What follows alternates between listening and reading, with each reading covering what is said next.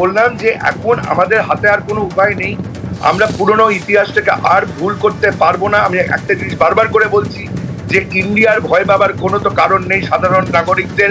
তার কারণ ভারতীয় বায়ুসেনার কাছে যা কর্নেলরা আসছেন তারা বলছেন, সকলেই বলছেন, সুখয় so 30 MKI, HAL Tejas, Dassault Rafale, Mirage 2000, MiG-29 UPG, SEPECAT Jaguar, MiG-21 Bison, সমস্ত রকম অস্ত্র আছে, এয়ার কম্ব্যাট এয়ারক্রাফট আছে, এছাড়া ট্রান্সপোর্ট এয়ারক্রাফট আছে। সুতরাং এই মুহূর্তে আমার মনে হয় যেটা ভারতীয় বাহিনী, ভারতীয় সরকার করছে একদম সঠিক উত্তর, সঠিক জবাব। কেননা দক্ষিণ এশিয়ায় 75 বছরের পরেও একটা দেশ এই সন্ত্রাসবাদীদের সঙ্গে নিয়ে থাকতে পারবে না। আরেকটা হচ্ছে মগজ ধোলাই ওরা বন্ধ করুক। ওই মগজ ধোলাইয়ের মধ্যে দিয়ে বাচ্চাদের মাথা খারাপ করে যেভাবে টেররিস্ট বানিয়েছে ওরা, ভারতবর্ষের জবাব দেবেই। এবং সেখানে শুধু আফজাল গুরু নয়, বাকি পর পর কাসাব থেকে শুরু করে শিশুদের পাঠিয়ে দিয়ে তারা যে হত্যালীলা ভারতের মাটিতে চালিয়েছে, আজকে আমার মনে হয় এর যোগ্য জবাব দেওয়ার সময় এসেছে। এবং এই টেররিস্ট তৈরি করা, এই মাথায় মগজ ধোলাই করা দুদিকেই বন্ধ। এই বাংলাদেশের আগে পাকিস্তান ছিল, 71 সালে ইতিহাস ওরা ভুলে গেছে, আজকে বড্ড বেশি লাফালাফি করছে, ঢাল নেই তলোয়ার নেই লাফালাফি করছে। এই সরকার, এই দুটো দিকের সরকার, পাকিস্তান আমাদের মূল শত্রু, তাদের হাত ধরে বাংলাদেশ মাথা চাড়া দিয়ে উঠেছিল। এই দুটোকেই আজকে নির্মূল না করতে পারলে, এই সন্ত্রাসবাদীদের নির্মূল না করতে পারলে দক্ষিণ এশিয়ায় গণতান্ত্রিক প্রিয় মানুষ ভালোভাবে বাঁচতে পারবে না। ভারত যা করছে বেশ করেছে, এবং এখানে 140 কোটি ভারতবাসী একসঙ্গে দক্ষিণ এশিয়ায় শান্তি ফিরিয়ে আনার প্রক্রিয়ায় অংশগ্রহণ করবে। এবার আপনাকে আরেকটা প্রশ্ন জানতে চাইছি, যদিও এটা খুব ক্রিটিক্যাল প্রশ্ন আপনার কাছে, আমি জানি না আপনি কিভাবে উত্তর দেবেন।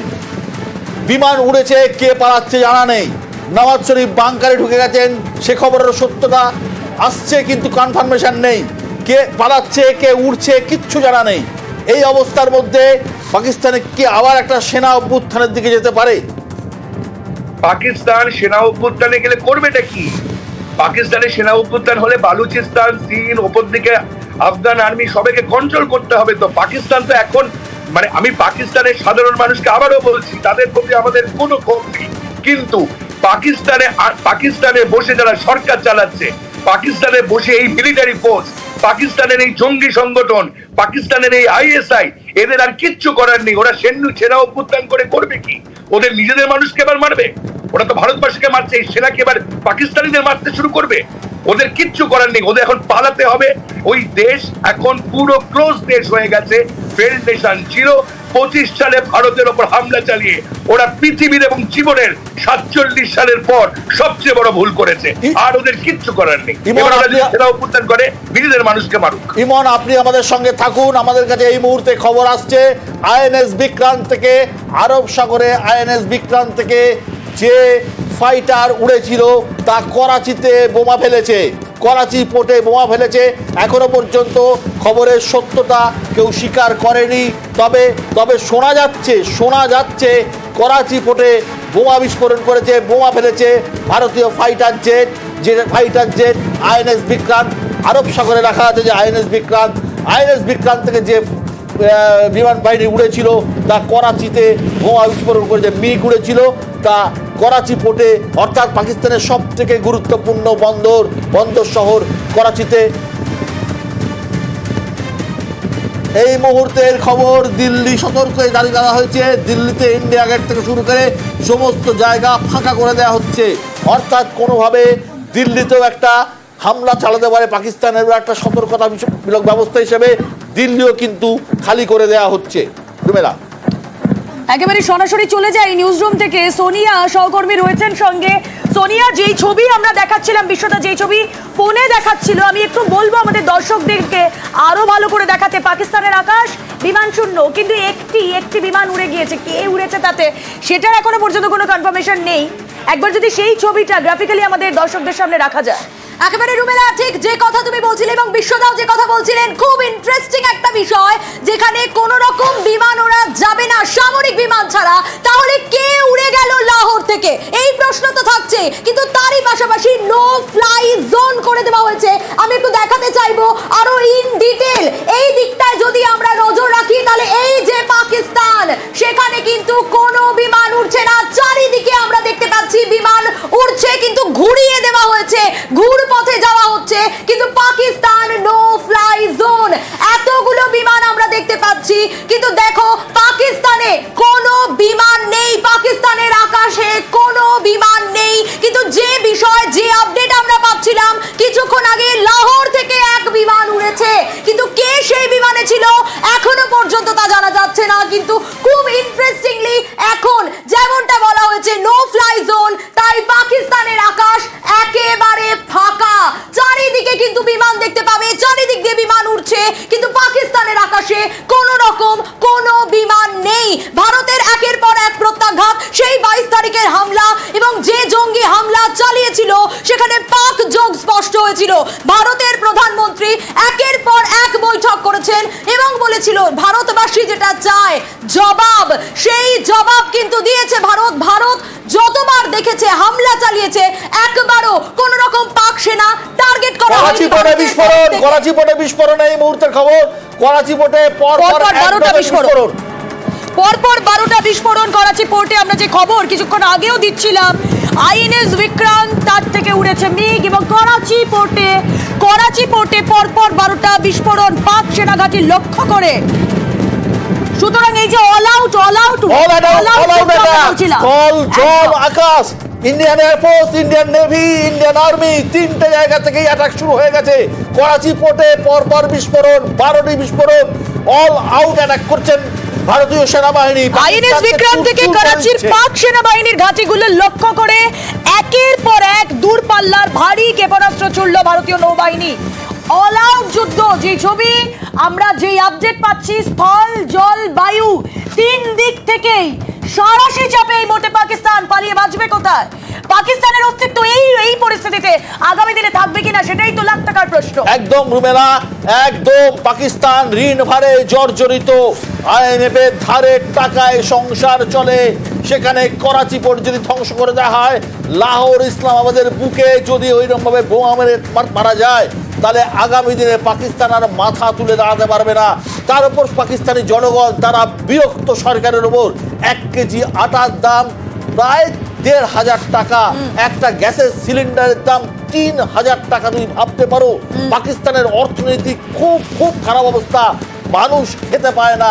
এই অবস্থার মধ্যে 4টে জায়গায় গৃহযুদ্ধ, সিন্ধে গৃহযুদ্ধ, বালুচিস্তানে গৃহযুদ্ধ রয়েছে, খাইবার পাখতুনখাওয়াতে, সব জায়গায় যেভাবে গৃহযুদ্ধ রয়েছে, পাকিস্তান সেনাবাহিনী ঘরে বাইরে চারিদিকে নাবিশ্বাসের অবস্থা, নাস্তানবুদ অবস্থা।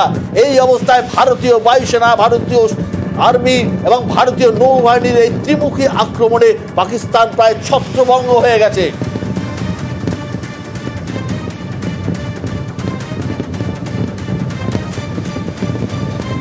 এবং ইতিমধ্যেই যে খবর আমরা কিছুক্ষণ আগেও দিচ্ছিলাম, ভারতের নয়াদিল্লিতে, রাজধানী নয়াদিল্লিতে ইন্ডিয়া গেটের আশেপাশে কাউকে ভিড়তে দেওয়া হচ্ছে না। ইন্ডিয়া গেটের সামনে পুরো খালি করে দেওয়া হয়েছে। আবির রয়েছে দিল্লি থেকে। আবির, দিল্লির চিত্র জানাও, এবং আরব সাগরে নৌবাহিনী কতটা, নৌবাহিনীর নৌ ফ্রিগেট তাদের কি অবস্থা, তারা কি করছে। এবং আমরা শুনেছি করাচি বন্দরে পরপর 12টি বিস্ফোরণ ঘটিয়েছে ভারত।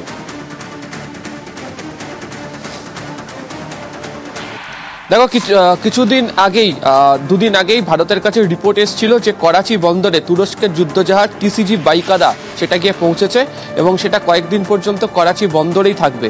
এবং আজকে সকালবেলা দেখতে পাওয়া গিয়েছিল যে পাক প্রধানমন্ত্রীর তরফ থেকে তুরস্কের সাথে কথা বলা হচ্ছিল এবং তারা যাতে পাশে থাকেন এবং পাশে রয়েছেন এই বার্তা নিয়ে চাওয়া হচ্ছিল। এবং কয়েকদিন আগেই ইসলামাবাদে অবতরণও করেছিল হচ্ছে তুরস্কের একটি যুদ্ধবিমান C-130। ফলে করাচি বন্দরকে যেটাকে ডিস্ট্রয় করে দেওয়ার বা গুড়িয়ে দেওয়ার যে তথ্য পাওয়া যাচ্ছে, সেক্ষেত্রে ভারতের যে যুদ্ধজাহাজ, সেই যুদ্ধজাহাজ সব থেকে বেশি ভূমিকা গ্রহণ করেছে। আইএনএস বিক্রান্ত। আবির, তুমি একটু থামো। করাচির ছবি, করাচির বিস্ফোরণের ছবি, করাচির অবস্থা। রাতের আকাশে লাল হয়ে গেছে, রাতের আকাশ। অকাল দিওয়ালি চলছে করাচিতে। করাচির ছবি দেখতে পাচ্ছি আবির, করাচি পোর্টের ছবি। হ্যাঁ আবির বলো।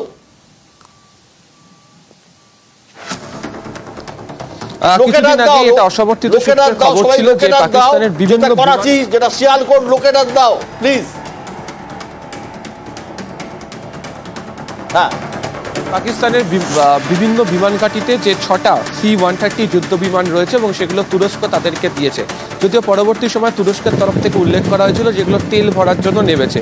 যদিও ভারতের যে বিভিন্ন গুপ্তচর সংস্থা রয়েছে তারা এই বিষয়ের উপর নজর রাখছিল এবং ভারতের কাছে যে তথ্য ছিল সম্ভবত এইগুলো দিয়ে পাকিস্তানের তরফ থেকে কোনো ধরনের আক্রমণ সারানো হতে পারে এবং সেই কারণেই হচ্ছে আরব সাগরে ভারতের তরফ থেকে আগে থেকে বিভিন্ন যে যুদ্ধ জাহাজ তা মোতায়েন করা হয় এবং আজকে সন্ধ্যের পর থেকে INS বিক্রম থেকে একের পর এক অপারেশন চালিয়ে যাওয়া হয়েছে এবং তারই প্রেক্ষিতে এই করাচি পোর্টের এই অবস্থা, যে ছবি আমরা দর্শকদেরকে দেখাচ্ছি, সেই অবস্থা হয়ে দাঁড়িয়েছে। এর পাশাপাশি হচ্ছে যে কচ্ছ, সেই জায়গাতেও ভারতের যে যুদ্ধজাহাজের তরফ থেকে কড়া নজরদারি রাখা হয়েছে এবং সেখানেও একাধিক ভারতীয় বায়ুসেনার যে বিমান তা কার্যত আকাশে চক্কর কাটছে। ফলে পশ্চিম সীমান্তের দিকে যে জায়গা যেখানে বারবার ধরে পাকিস্তান হামলা করার চেষ্টা করেছিল সেটা কার্যত ব্যর্থ করে দিল হচ্ছে ভারতের নৌসেনারা। তার মানে আবির তুমি যা বলতে চাইছো, তুরস্কের যুদ্ধজাহাজ করাচি পোর্টে থাকাকালীন ভারত করাচি পোর্টে অ্যাটাক করলো, অর্থাৎ করাচি পোর্টে অ্যাটাক করে করাচির ছবি। লাহোর দেখো আবির, লাহোর দেখো, লাহোর, গোটা লাহোর শহর জ্বলছে, গোটা লাহোর শহর জ্বলছে,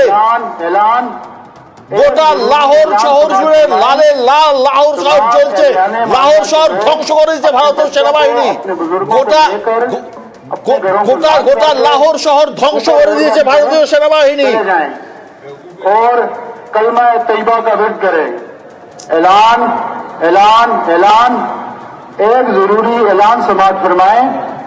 तमाम एहलियाने मोहल्ला के लोग के ऊपर रोड वाली तरफ चले जाएं, क्योंकि ये कुछ अदारों का हमें हुक्म है कि आप अपने इस आबादी को यहाँ से थोड़ी देर के लिए शिफ्ट करें। अपने बच्चों को, अपने बुजुर्गों को लेकर अपने घरों को लॉक करके ऊपर रोड वाली तरफ चले जाएं और कलमा तैयबा का विर्द करें।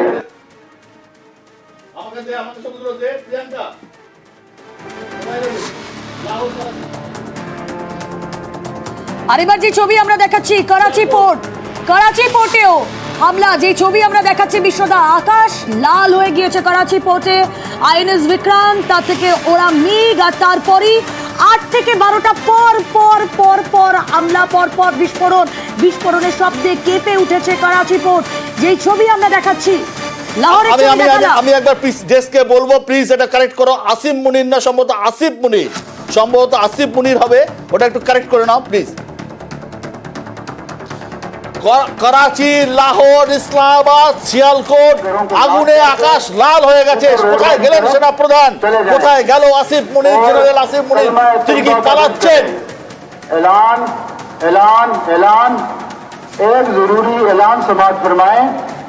तमाम एहलियाने मोहल्ला के लोग के ऊपर रोड वाली तरफ चले जाएं, क्योंकि ये कुछ अदारों का हमें हुक्म है कि आप अपने इस आबादी को यहाँ से थोड़ी देर के लिए शिफ्ट करें।